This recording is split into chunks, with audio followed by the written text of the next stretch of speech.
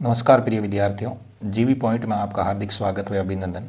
आज अपन कक्षा 8 प्रखर गणित कार्य पुस्तिका जो 2024-25 में चल रही है उनके कार्यपत्रक 94 से 96 तक और आंकलन नंबर 16 को हल करेंगे।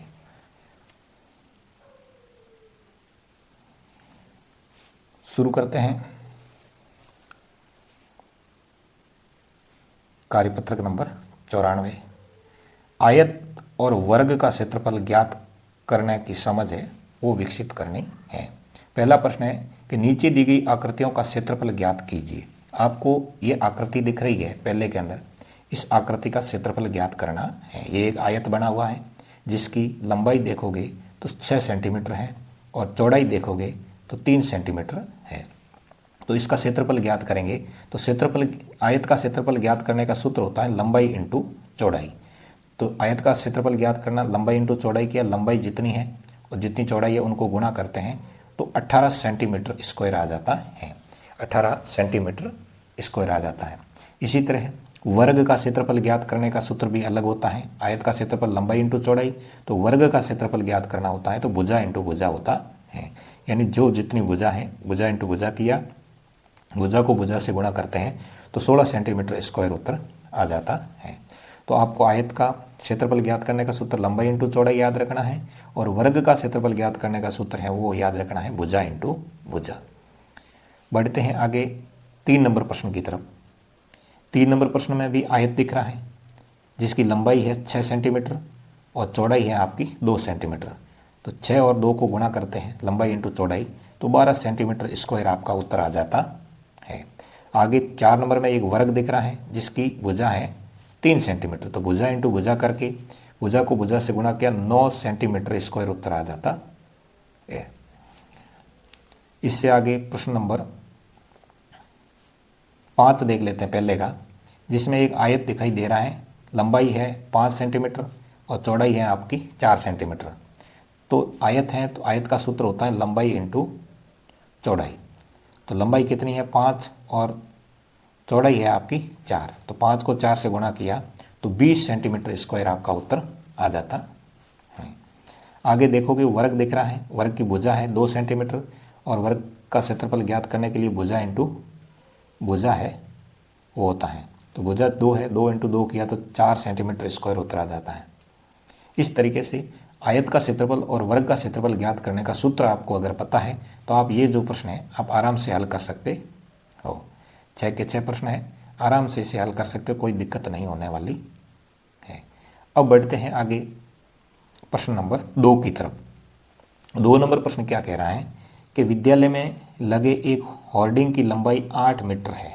होर्डिंग की लंबाई कितनी है 8 मीटर है और चौड़ाई 4 मीटर है।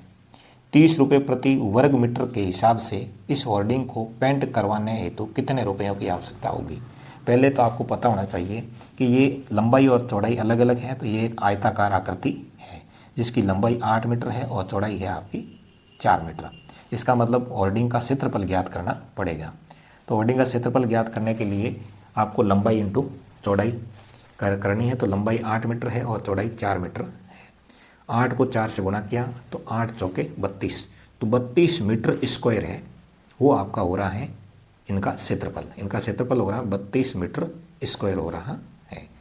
अब इस होर्डिंग पर क्या करवानी है, पेंट करवानी है, कलर करवाना है। तो कलर करवाने के लिए आपको पता है कि 30 रुपये प्रति वर्ग मीटर खर्चा आ रहा है। 30 रुपये प्रति वर्ग मीटर खर्चा आ रहा है, यानी 1 वर्ग मीटर में कितना खर्चा आ रहा है 30 रुपये का खर्चा आ रहा है। तो 32 वर्ग मीटर में खर्चा आएगा 30 इंटू 32, इन 960 रुपये का खर्चा आएगा। इस तरीके से ये प्रश्न आपको हल करना था। इसी तरह आप देखोगे प्रश्न नंबर 3 को। तो 3 नंबर प्रश्न क्या कह रहा है कि यदि एक आयताकार आकृति का क्षेत्रफल 18 वर्ग सेंटीमीटर है, आयताकार है और इस आकृति का क्षेत्रफल कितना है 18 वर्ग सेंटीमीटर है, उसकी प्रत्येक भुजा को 2 गुना कर दें तो उसका क्षेत्रफल जो है वो कितने गुना हो जाएगा ये बताना है। तो क्षेत्रफल दे रखा है और भुजा को 2 गुना करना है। तो सबसे पहले आयत का क्षेत्रफल दे रखा है, ये बात तो कंप्लीट है कि आयत का जो क्षेत्रफल है वो तो दे रखा है।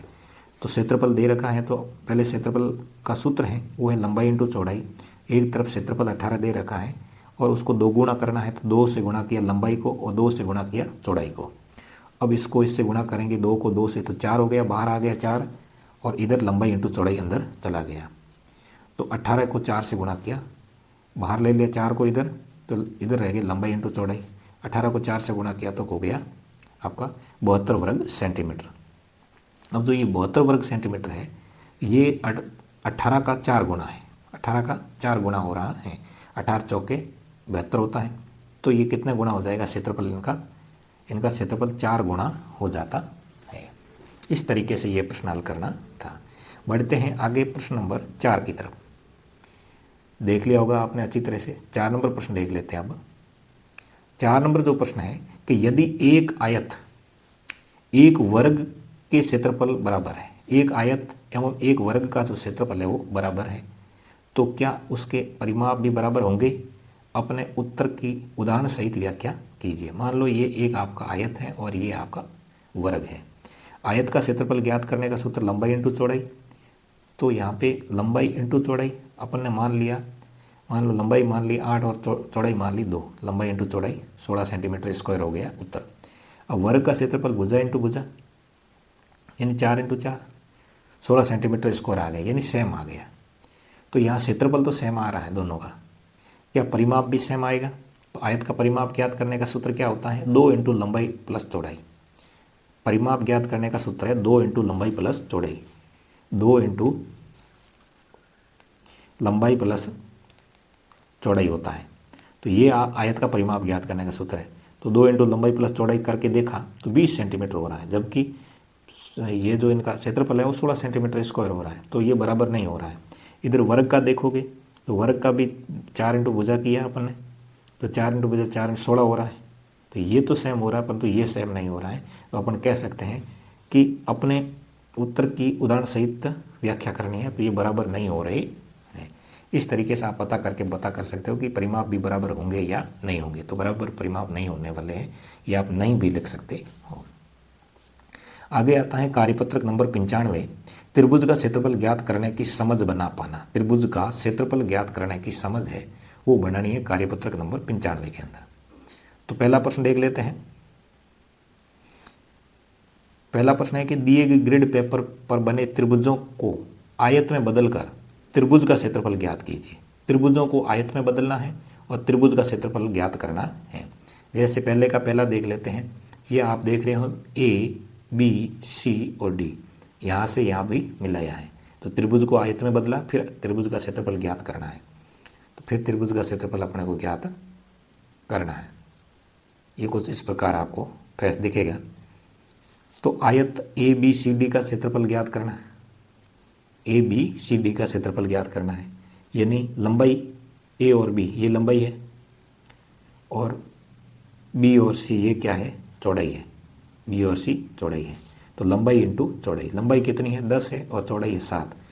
तो लंबाई इंटू चौड़ाई 10 इंटू 7 वर्ग इकाई हो गई, 70 वर्ग इकाई है। ये आयत का क्या हो गया? क्षेत्रफल हो गया। 70 वर्ग इकाई आयत का क्षेत्रफल हो गया। अब आपको करना है त्रिभुज का क्षेत्रफल ज्ञात करना। आपने वर्ग का क्षेत्रफल ज्ञात किया, आयत का क्षेत्रफल लंबाई इंटू चौड़ाई और वर्ग का क्षेत्रफल भुजा इंटू भुजा, और त्रिभुज का क्षेत्रफल ज्ञात करने के लिए होता है 1/2 इंटू आयत का क्षेत्रफल। 1/2 इंटू आयत का क्षेत्रफल। तो 1/2 इंटू आयत का क्षेत्रफल जो 70 था वो लिख दिया, 70 में 2 का भाग दिया तो 35 वर्ग इकाई है। ये उत्तर आ जाता है त्रिभुज का क्षेत्रफल। इसी तरीके से आपको अब ये प्रश्न हल करना है। इस प्रश्न में देखोगे तो आपको आयत का सबसे पहले क्या ज्ञात करना है? इसमें लंबाई और फिर क्या करनी है? चौड़ाई। ए बी सी डी आयत का क्षेत्रफल, ए बी सी डी आयत का क्षेत्रफल है। इसमें ए बी कितना है? 5 है और आपका ए सी कितना है इसके अंदर? तो ए सी है आपका 6 वर्ग इकाई। तो टोटल कितना हो गया? 30 वर्ग इकाई हो गया। अब यहाँ त्रिभुज का क्षेत्रफल ए बी सी, त्रिभुज का क्षेत्रफल ज्ञात करना है। तो 1/2 इंटू आयत का क्षेत्रफल, 1/2 इंटू आयत का क्षेत्रफल। ए बी कितना था? ए बी और ए सी कितना हुआ? 30 वर्ग इकाई हो गया। 30 में 2 का भाग दिया तो 15 वर्ग इकाई आपका उत्तर आ जाता है। इसी तरीके से आप तीसरा देख सकते हो, तीसरे में भी यही तरीका अपनाया हुआ है। तीसरे में क्या है, ए बी सी डी, इसमें आयत में ए बी सी डी, आयत का क्षेत्रफल ज्ञात करना पहले तो ए बी कितना है, यहाँ पे ए बी है 4 और बी डी कितना है, बी डी है 7, तो टोटल कितना वर्ग इकाई हो गया, आयत का क्षेत्रफल कितना हो गया, आयत का क्षेत्रफल हो गया आपका 28 वर्ग इकाई हो गया। अब त्रिभुज का देख लीजिए, त्रिभुज का क्षेत्रफल ज्ञात करने के लिए 1/2 इंटू आयत का क्षेत्रफल, तो 1/2 इंटू आयत का क्षेत्रफल 28 है, 28 वर्ग इकाई, 28 में 2 का भाग दिया तो 14 वर्ग इकाई उत्तर आ जाता है।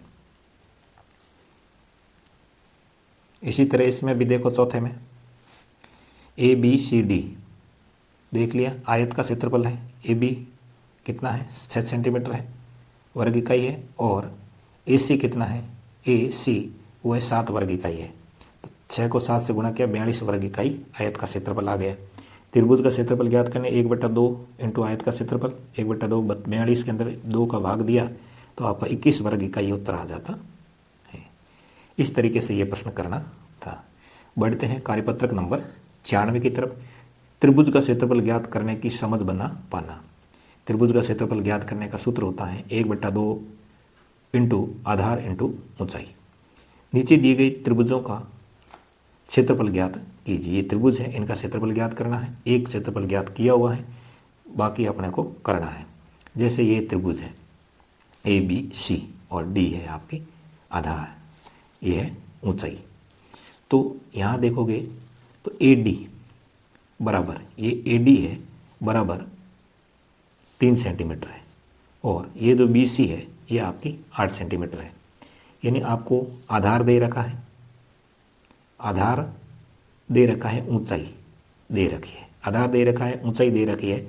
अब त्रिभुज का क्षेत्रफल ज्ञात करना है, तो 1/2 इंटू आधार इंटू ऊंचाई, ये त्रिभुज का क्षेत्रफल ज्ञात करने का सूत्र है। अच्छी तरह से इसे याद रखना है। 1/2 इंटू आधार कितना है 8 सेंटीमीटर लिख दिया, और ऊंचाई कितनी 3 सेंटीमीटर है। 8 को 3 से गुणा किया तो 8 तेरी 24 हो गई 24, और 24 में 2 का भाग दिया तो उत्तर आ गए 12 सेंटीमीटर स्क्वायर उत्तर आ जाते हैं। इसी तरीके से आपको दूसरा करना है। दूसरे में भी वही है, क्यू आर ये आधार है क्यू आर, और ये है आपकी ऊंचाई। ये क्या होती है, ऊंचाई होती है, और ये होता है आपका आधार। तो त्रिभुज का क्षेत्रफल ज्ञात करने का सूत्र होता है 1/2 इंटू आधार इंटू ऊंचाई। 1/2 इंटू आधार कितना है 3 है, और ऊंचाई कितनी है 6 है। 6 को 3 से गुणा किया, 6 3 18, और 18 में 2 का भाग दिया तो आपका 9 सेंटीमीटर स्क्वायर उत्तर आ जाता है। इसी तरीके से तीसरा आपको करना है, ऊंचाई कितनी है और आधार कितना है। तो 1/2 इंटू आधार है वो बताना है, तो इसमें आधार देखोगे तो 10 सेंटीमीटर है, इंटू ऊंचाई कितनी है 6 सेंटीमीटर है। तो 10 को 6 से गुणा किया 60, और 60 में 2 का भाग दिया तो 30 वर्ग इकाई उत्तर आ जाएगा। 30 वर्ग इकाई या 30 सेंटीमीटर स्क्वायर उत्तर आ जाता है। चौथा प्रश्न देख लीजिए, इसी तरह का है, कोई इसमें ज़्यादा नहीं है। चौथे प्रश्न के अंदर त्रिभुज का क्षेत्रफल दे रखा है 56 सेंटीमीटर स्क्वायर है। त्रिभुज की ऊंचाई भी दे रखी है क्यू एस, ये ऊंचाई है त्रिभुज की 8 सेंटीमीटर। अब आधार ज्ञात करना है। आपको क्या ज्ञात करना है, आधार ज्ञात करना है। जब ऊंचाई दे रखी हो, जब त्रिभुज का क्षेत्रफल दे रखा हो और आधार ज्ञात करना होता है, तो सबसे पहले त्रिभुज का सूत्र लिखना होता है। तो त्रिभुज का सूत्र है 1/2 इंटू आधार इंटू ऊंचाई। क्षेत्रफल बराबर के इधर 56 सेंटीमीटर स्क्वायर कर दिया। 1/2 इंटू आधार अपने पास है नहीं, तो आधार का आधार लिख लीजिए, और अपने पास में ऊंचाई है तो ऊंचाई लिख दीजिए। अब आपको पता है कि जब ये 2 कटेगा इस 8 से, तो 2 एकम 2, 2 दूनी 4, 2 तिया 6, 2 चौके 8, 4 से कट गया। अब रहा है अपने पास में इधर 4, इधर रहे हैं अपने पास में 56 बराबर के इधर ये, यानी ये कह सकते हैं कि 56 बराबर 4 रहे हैं। जब 56 बराबर 4 रहे हैं तो 56 को नीचे ले लेंगे, 4 को नीचे ले लेंगे 56 के। अब 4 को 56 के नीचे लिया तो 14 सेंटीमीटर जो आया है ये आधार आ चुका। इस तरीके से आपको करना होता है। अगला प्रश्न देख लीजिए 4 नंबर। 4 नंबर प्रश्न में भी ऊंचाई दे रखी है पी ओ, और आधार दे रखा है। तो यहाँ देखोगे त्रिभुज का क्षेत्रफल दे रखा है, आधार 50 सेंटीमीटर है, ऊंचाई आपको बतानी कि ये ऊंचाई P और Q कितनी है। तो आपको पता है बराबर में 250 कर दिया, 250 सेंटीमीटर, 1/2 इंटू आधार अपने पास है, ऊंचाई नहीं है। तो वही तरीका जो आपने ऊपर वाले प्रश्न में किया था। तो इधर ऊंचाई नहीं है तो ऊंचाई की जगह ऊंचाई लिख दीजिए। ये है आपका 50 का 25 हो गया, 2 से 50 कटे 25 हो गया। अब अपने पास में 250 बराबर 25 इंटू ऊंचाई रहा है। इन 25 इंटू ऊंचाई रहा है तो 250 के बट्टा में क्या कर देंगे, 25 को ले लेंगे अपन, और ऊंचाई है वो अलग रह जाएगा। लिया तो यहाँ उत्तर आया 10 सेंटीमीटर। तो 10 सेंटीमीटर ये क्या हो गई है, इनकी ऊंचाई हो गई है। इस तरीके से आपको ये चौथा प्रश्न हल करना था। अब बढ़ते हैं, कार्यपत्रक पूरे हो जाते हैं। अब आंकलन नंबर 16 की तरफ। आंकलन जो 16 है वो कहता है कि एक गिलास 75% भाग पानी से भरा हुआ है, अर्थात गिलास में कितना भाग पानी है, तो 75% भाग भरा हुआ है, यानी 3/4 भाग पानी से भरा हुआ है गिलास, ये कह सकते हैं। ऐसे आपको पता करना हो तो 100 से गुणा कर लो, ये 75 अपने आप उत्तर आ जाता है। ये आधा है 50% है, ये पाव है इसका मतलब 25% है, और ये है तिहाई है 33% है। तो 75% यही होगा आपका।